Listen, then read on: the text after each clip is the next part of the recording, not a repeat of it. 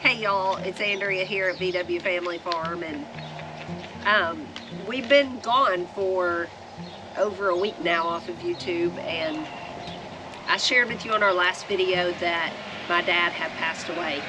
I was able just yesterday to actually speak at his funeral, and I just want to thank you guys. Y'all have helped me over the last few years become someone who can get up and speak in front of people and keep my thoughts together.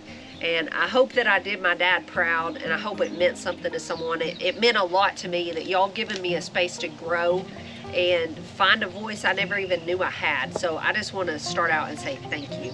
I want to just take this video and honor my dad. I want to show you some pictures of him throughout his life and just tell you a little bit about what he was to me. And we're gonna miss him. I said yesterday at the funeral, there's a quote, and I don't know exactly who said it or exactly how it goes, but it's something like, we're not sad that it happened, we're sad that it's over.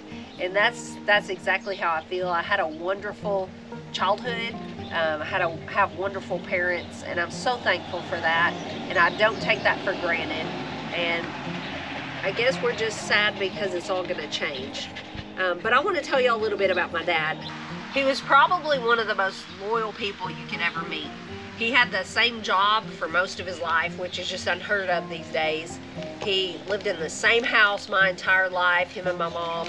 They've been married for almost 61 years. He was just the epitome of loyal. He didn't give up on the bad days. He stuck it out. He was committed, and that's one of the things I love the most about him. I never questioned it if he was going to be there for our family. He was loyal, and he was always there when you needed him. He taught me how to stick it out. He taught me the value of not quitting. He never made us sign up for anything, but if we did, we were going to stick it out and finish it. And I didn't like that at the time, but now looking back, it's one of the things I appreciate the most, is that take thought into signing up for something or committing to something, because if you do, you need to follow through and do it. And that's just been something I've carried with me throughout my life. He taught me how to treat people. He was never unkind to anyone that I ever witnessed. He never had a beef with anyone. If people knew him, they liked him.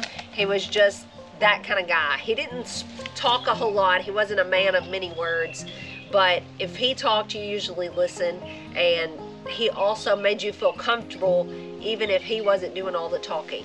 He had friends everywhere in all walks of life. It wasn't like just a certain group of people or who he gravitated to. He knew all different kinds of people, and I just think that's so awesome.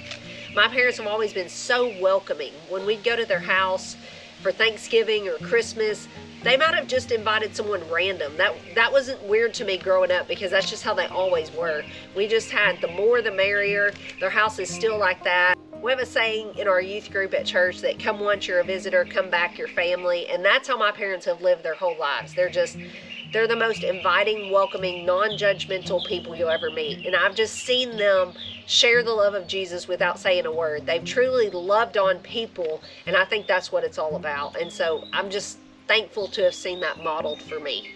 He was also a dad and a father to a lot of times the fatherless. He coached me in softball for lots of years, and he coached Pee-wee football when my brother and I were involved in it, and then long after we were too old to do it anymore, he kept coaching. He had an impact on kids. Just tons of kids still called him coach.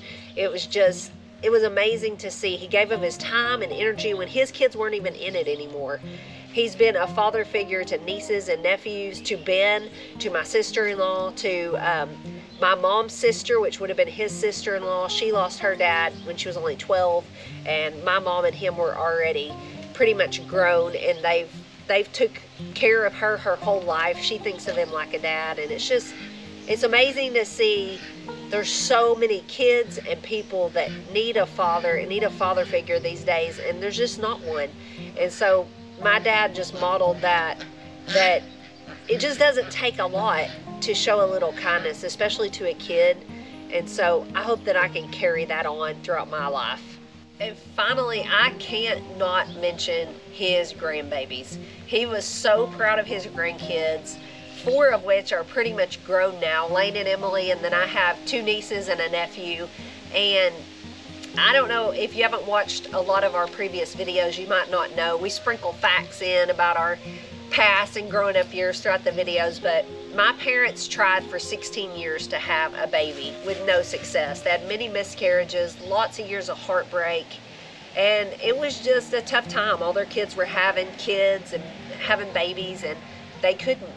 And my parents are just the type, they looked into adoption, their paperwork was lost, and they took that as a sign that that just wasn't the path they needed to take, and they let that door shut. I can't say that I wouldn't have tried to push it open and pursue that myself, but they didn't. And then they finally had 2 kids after all those years. At pretty much 40 years old, they had 2 babies. And so to have 5 grandkids that were healthy and fun and just everything they'd ever wanted to carry on their family, they were thrilled. They were the best grandparents you could ever imagine. They dropped everything for their grandkids. They took orders for food when they'd come over. They did what they wanted to do. They soaked up every moment with their grandkids, and my dad was so proud of them. And that's what I'm gonna miss, is seeing him be a grandpa, because he was probably the best one I've ever seen. And I guess I'm just still a little bit numb that our life is gonna be drastically different now.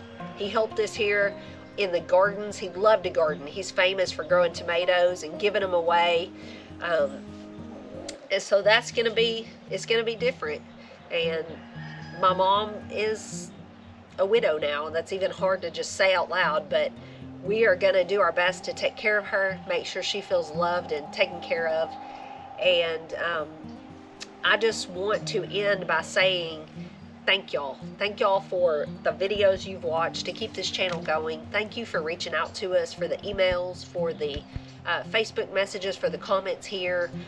I know we're really behind on comments. We've spent a week dealing with funerals and funeral arrangements and everything, and I just want to say thank you. Thank you for being patient with us and continuing to support us.